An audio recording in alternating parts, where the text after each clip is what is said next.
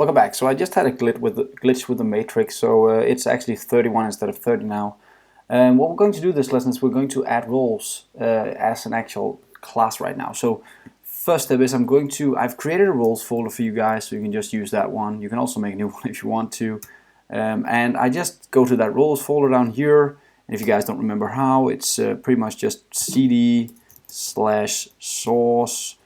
Now let me just go down the road here again just to show you cd source app roles like this, and then I'm in the roles folder, and in there I'm going to do an ng generate class, and I'm going to call it a role class.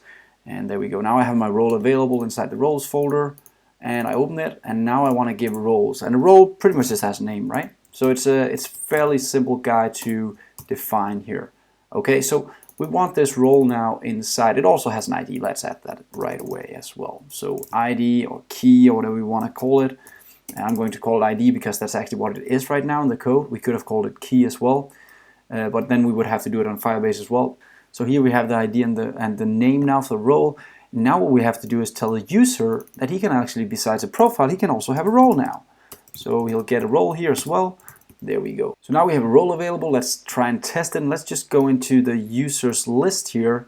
And just like we display, I need to go into the user. Just like we display right now the profile name, the username, let's actually also display in H1, we're going to display the user's display name just to see it's there.